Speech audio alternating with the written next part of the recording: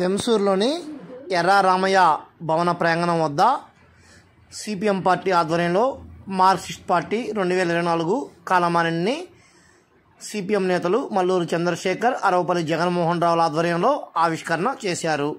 ఈ కార్యక్రమంలో పాల్గొన్న అందరికి కూడా ప్రత్యేకమైన ధన్యవాదాలు తెలియజేస్తూ జోహార్ కామ్రేడ్ పుచ్చలపల్లి సుందరయ్య, జోహార్ కామ్రేడ్ పుచ్చలపల్లి సుందరయ్య లీలావతి, జోహార్ కామ్రేడ్ పుచ్చలపల్లి సుందరయ్య లీలావతి. సిపిఎం వెంసూరు మండల కమిటీ ఆధ్వర్యంలో ముద్రించినటువంటి 2024 నూతన సంవత్సర కాలమానాన్ని ఆవిష్కరణ చేయడం జరుగుతూ ఉంది. ఈ కార్యక్రమంలో పార్టీ మండల కార్యదర్శి అరవపల్లి జగన్మోహన్ రావు గారు, అలాగే మర్లపాడు గ్రామ కార్యదర్శి డంకల శ్రీనివాసరావు గారు, నాయకులు సాధు శరత్ బాబు గారు, కావూరు భగత్ సింగ్ గారు, అట్లే గణేష్ గారు, మాగంటి శ్రీని గారు, వీళ్ళందరూ కూడా పాల్గొంటూ ఉన్నారు. ఏది ఏమైనప్పటికీ చాలామంది క్యాలెండర్ ముద్రించుకుంటూ ప్రారంభోత్సవాలు చేస్తూ ఉంటారు. కానీ వారికి మార్క్సిస్ట్ పార్టీ క్యాలెండర్ ఆవిష్కరణకి చాలా తేడా ఉంటుందని అర్థం చేసుకోవాలి. ఈ సందర్భంగా ప్రజలందరూ కూడా ఈరోజు మార్క్సిస్ట్ పార్టీ ముద్రించినటువంటి ఈ క్యాలెండర్లో కనిపిస్తున్నటువంటి ఆదర్శ దంపతులు కామ్రేడు పుచ్చలపల్లి సుందరయ్య లీలావతి గారు ఈ యొక్క సమాజ ఉద్ధరణ కోసం, శ్రామిక వర్గ శ్రేయస్సు కోసం తమ కుటుంబాలను సైతం త్యాగం చేసి వారి ఆస్తులను కూడా పణంగా పెట్టి ఎర్ర జెండా ఉద్యమానికి, దక్షిణ భారత కమ్యూనిస్ట్ ఉద్యమాన్ని నిర్మించడానికి శాయశక్తుల చివరి వరకు, తుది శ్వాస విడిచే వరకు వారు పనిచేశారు. వారి యొక్క చిత్రాలని దీంట్లో ముద్రించడం అంటే వారు చేసినటువంటి పోరాటాలని, వారు చేసిన త్యాగాన్ని ఈ క్యాలెండర్ చూసినప్పుడల్లా ప్రజలు స్మరించుకొని, పార్టీ కార్యకర్తలు, ఇతర ప్రజలు, శ్రేయోభిలాషులు స్మరించుకొని వారి యొక్క అడుగుజాడలు నడవడం కోసం ఈ క్యాలెండర్ ఉపయోగపడుతుంది. అంతేకాకుండా ఇటువైపు తిప్పితే కామ్రేడు అంతర్జాతీయ కమ్యూనిస్టు ఉద్యమానికి ఆయువు పోసినటువంటి ఉద్యమకారుడు.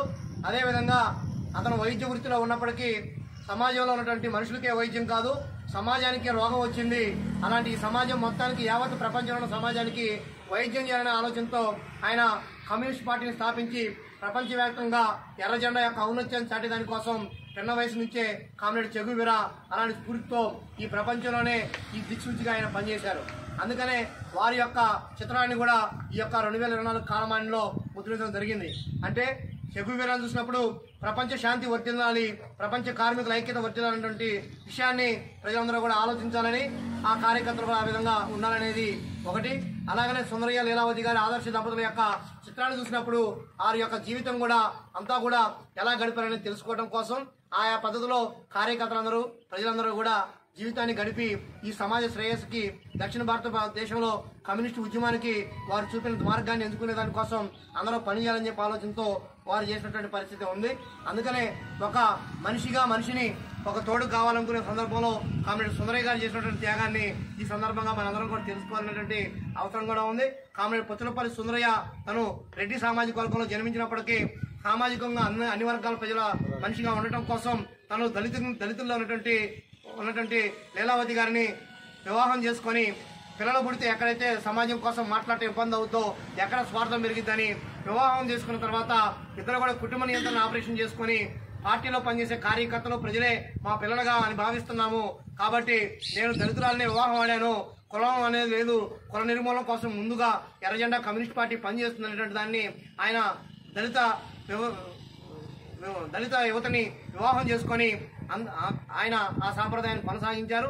కుల నిర్మూలన కోసం కమ్యూనిస్ట్ పార్టీ పనిచేసిందంటే ఆనాడు సుందరయ్య దళిత మహిళల్ని రెడ్డి సామాజిక వర్గంలో జన్మించి ఆయన ఆమెను వివాహం ఆడి, ఆయన కూడా రెడ్డి కాలనీకి రాకుండా అగ్రవర్ణం కాలనీలో ఉండకుండా ఆయన కూడా దళిత వాళ్ళలోనే ఆమె యొక్క నివాసంలోనే జీవితాన్ని మొత్తాన్ని కూడా గడిపేటువంటి పరిస్థితి ఉంది.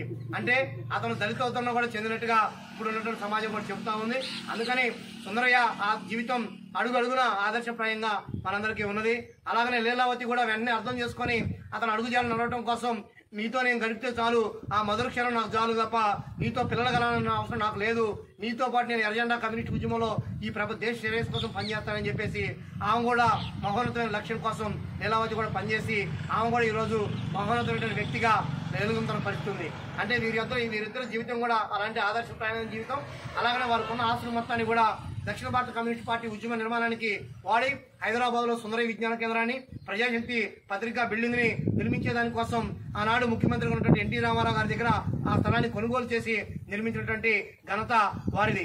అందుకనే పార్టీలో పనిచేయడం అంటే సైనికుల్లాగా పనిచేయాలి, తమ ఆస్తులను కూడా తాకట్టు పెట్టి ప్రజా ఉద్యమం కోసం అంకితం చేయాలి. అప్పుడే ప్రజల్లో, పార్టీల్లో, గుండెల్లో, ఎదలోతుల్లో కామ్రేడ్లు మిగిలిపోతారనే దానికోసం వారు చూపించినటువంటి ఎర్ర మందారాల పూబాట ఇప్పుడొకరు మమ్మల్ని స్మరిస్తూనే ఉంది. ఆ పోరుబాటలో మేమందరం కూడా పయనిస్తామని, మేమందరం కూడా ఆ పదంలో ముందుంటామని చెప్పి తెలియజేస్తూ ఈ క్యాలెండర్ ని ముద్రించడం జరిగింది.